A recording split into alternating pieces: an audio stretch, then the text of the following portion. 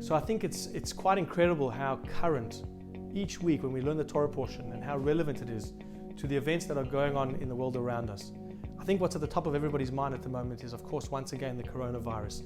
Every time you go on the news, every time you go on social media, there's a new development every day. People being quarantined, schools closing, travel bans, and it's really impacting the way we live and, of course, causing so much fear and anxiety. And I think there's a very fascinating lesson from our parasha this week, Parasha Ki Tisa. Moses, Moshe Rabbeinu, goes up to the mountain to receive the Torah and to come back to give it to the Jewish people. And as we know, according to the Torah, he comes back. They thought he was coming back a day earlier, and of course, he was not late, but he was supposed to come back the next day.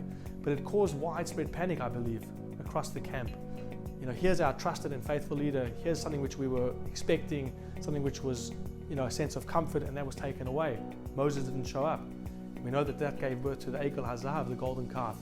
Now, of course, the golden calf represents so many different aspects of life, but I think in this case, it represents the uncertainty of the Jewish people. They didn't know what to do, so they reacted based on the anxiety, and they built this image for idol worship, which was completely against their moral system, their religious system.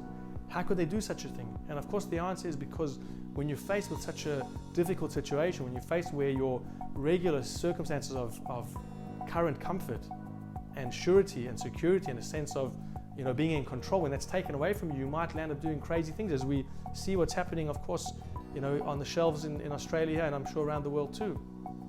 And so therefore, the lesson of this golden calf is to think about what you're doing. Yes, it's challenging every single person. It's scary, it's confronting. But what starts out innocently, what starts out as perhaps an innocent aspect, may turn out to be tragic. And we have to really weigh up what's our true priority. Are we going to allow this to compromise who we are as human beings? Are we going to build a golden calf and create damage and create chaos? Or we are going to say, one second, let's work this out carefully and consider it properly, and hopefully the next day a Moses will arrive, so to speak. Hopefully there will be a cure. Hopefully there will be people who will take care of all this anxiety, and governments will do what they're supposed to do.